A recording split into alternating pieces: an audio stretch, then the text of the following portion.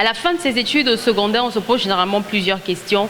On est incertain par rapport à notre avenir parce qu'on ne connaît pas réellement ce qu'on va faire. On ne connaît pas quelle est la formation adéquate pour nous ou du moins quelle carrière va nous correspondre le mieux. Et c'est la raison pour laquelle nous avons mis sur pied cette émission de Centre pour Orientation, une plateforme qui vous permet justement de poser toutes les questions sur lesquels il y a des zones d'ombre et nous nous faisons le plaisir de recevoir sur le plateau des spécialistes des différents domaines pour vous donner des réponses par rapport à vos préoccupations. Et ce jour, mesdames et messieurs, nous sommes encore dans Centre pour Orientation. Nous vous disons merci de rester toujours autant scotchés. Nous sommes en compagnie de madame Takam Linda. Elle est enseignante à la direction PISTI de l'Institut universitaire de la Côte PISTI, Programme international des sciences et technologies de l'innovation. Madame Takam Linda, bonjour. Bonjour. Voilà. Merci d'avoir accepté notre invitation. Merci de m'avoir accueilli sur votre plateau. Voilà. Qui êtes-vous? Voilà. Qui est Madame Takam Linda? Ok. Moi, c'est Madame Takam Linda, épouse Wandi. D'accord. Je suis diplômée d'un master 2 en biologie clinique, option bactériologie, virologie. Et pour le moment, je suis enseignante à l'Institut universitaire de la Côte dans les filières santé. D'accord. Aujourd'hui, justement, nous parlons des filières santé. Nous parlons des filières du domaine paramédical. Aujourd'hui, vous êtes enseignante dans ce domaine-là, des filières santé. Qu'est-ce qu'on entend? Quelles sont les différentes formations que nous retrouvons dans les filières santé? Oui, déjà, il faut noter que l'Institut universitaire de la Côte offre 4 spécialités dans les formations santé. D'accord. À savoir technique de laboratoire. Technique de laboratoire, qu'est-ce qu'on entend par là? C'est une spécialité dans laquelle nous faisons des analyses dans le but de confirmer ou d'infirmer un diagnostic posé par un médecin. D'accord. Nous avons les soins infirmiers. Dans les soins infirmiers, on prodigue des soins aux patients malades. Oui. Et les soins infirmiers regroupent plusieurs critères, à savoir la santé communautaire, la prévention des maladies, oui, et la promotion de la santé. Nous avons également la kinésithérapie. Quand on parle de kinésithérapie, c'est l'ensemble des manipulations, l'ensemble des techniques que l'on fait sur un patient afin de lui redonner ses activités, ses capacités fonctionnelles, dont sa mobilité corporelle et tout. Et concernant radiologie, imagerie médicale, c'est une filière qui est consacrée à la thérapie et au diagnostic, mais en utilisant les rayons X, des rayonnements soit ultraviolets, soit rayonnement X. Oui. Voilà, ce qu'on voudrait savoir, Madame Takam Linda, c'est quel est le parcours des étudiants qui choisissent de faire les filières santé? Oui, pour le moment, les étudiants qui choisissent la filière santé ont un parcours de 3 ans pour obtenir un BTS. D'accord. Oui, et en fait, la licence et le master sont envisagés dans un futur très proche, mais pour le moment, ils s'arrêtent au niveau BTS. Chaque année est composée des cours théoriques et d'une partie en stage, de mise en stage des étudiants. Oui. Donc les 2 premières, en première année, nous avons 2 stages cliniques. En deuxième année et en troisième année, nous avons un stage clinique et un stage communautaire. Oui. Il faut aussi mettre un point très très important sur le fait que à l'UIC, nous avons des laboratoires santé qui permettent aux étudiants d'allier pratique et théorie. Nous avons un laboratoire de kinésithérapie fonctionnel et très bien équipé, un laboratoire de technique de laboratoire fonctionnel également et très bien équipé avec différents équipements, à savoir étuves, électrophorèse, incubateur, et également un laboratoire de soins infirmiers. D'accord, ce sont ces 3 laboratoires que nous avons. Et c'est ça qui permet de faire en sorte que les étudiants aient cette aptitude pratique. Concernant les étudiants de RIM, ils ont la possibilité de faire leur stage à la plateforme de diagnostic médical. Oui, la plateforme diagnostic médical de Douala, ça, oui, où ils ont la possibilité également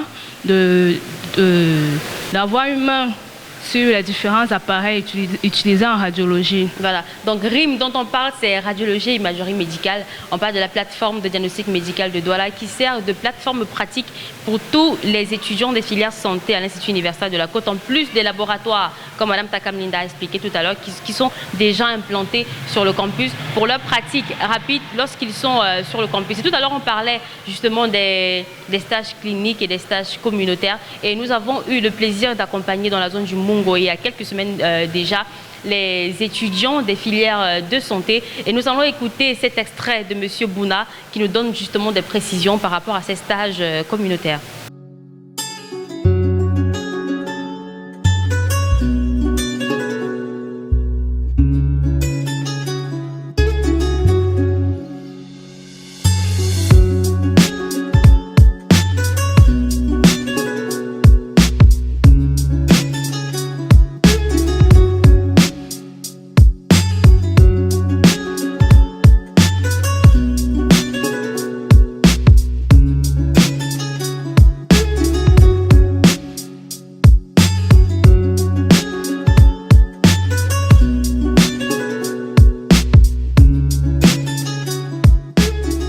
Dans la formation en santé, les étudiants doivent faire beaucoup de stages pour prendre la main.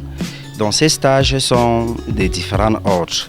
Il y a des stages qu'on fait à l'hôpital, qu'on appelle des stages cliniques.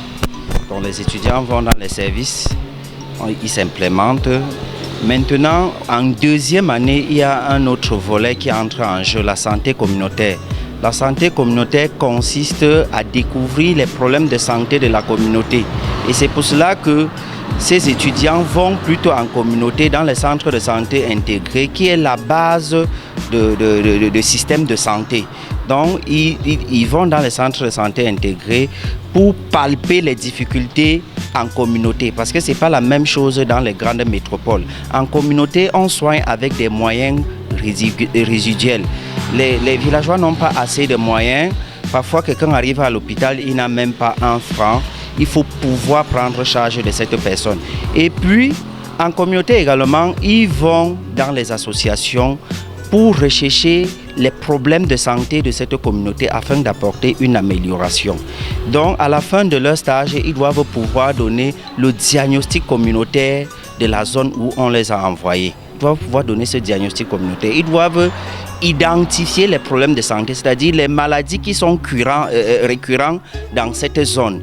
Et quand ils identifient, ils essayent à travers une communication pour le changement de comportement pendant leur descente en communauté, fait dans les réunions, ils essayent de faire cette communication afin d'améliorer les conditions de vie des populations villageoises. Donc voilà là l'objectif de stage de santé communautaire qui est différent de stage clinique où l'étudiant reste seulement à l'hôpital, attend les malades à l'hôpital. Ici, l'étudiant va en communauté, ils cherchent même des malades, ils peuvent faire un recensement de toutes les femmes enceintes qui ne viennent pas faire des consultations prénatales et leur montrer le bienfait de faire une consultation prénatale, donc les ramener à l'hôpital. Ils travaillent dans ce cadre beaucoup plus avec les agents communautaires, avec le président du COSA. Le COSA, c'est le comité de santé. C'est le relais, c'est l'interface du ministère de la Santé ou du centre de santé intégré avec la communauté villageoise.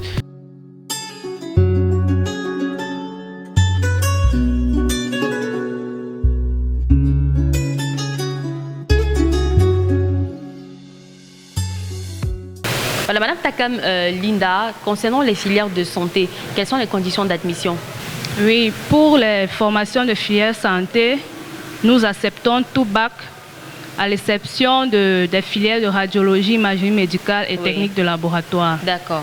Voilà, mesdames et messieurs, ce jour, nous avons parlé des différentes filières de santé. Nous étions en compagnie de Madame Takam Linda, qui nous a fait le plaisir d'être sur ce plateau en ce jour. Et comme de coutume, nous n'allons pas terminer cette émission sans lui donner la possibilité de s'adresser à tous les élèves, aux futurs étudiants qui seraient passionnés par les filières de santé. Il faut être fier et motivé et surtout d'avoir à l'esprit que vous sauvez une vie et que vous participez au bien-être de tout un chacun. Et également, j'aimerais m'adresser aux étudiants qui font le BTS en ce moment. J'aimerais vous souhaiter bonne chance pour les examens et que le meilleur reste à venir.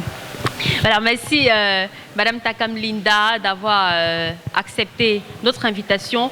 Nous avons parlé ce jour des filières de santé. Mesdames et messieurs, merci de nous avoir écoutés et on se retrouve lors d'une prochaine édition de 100% Orientation.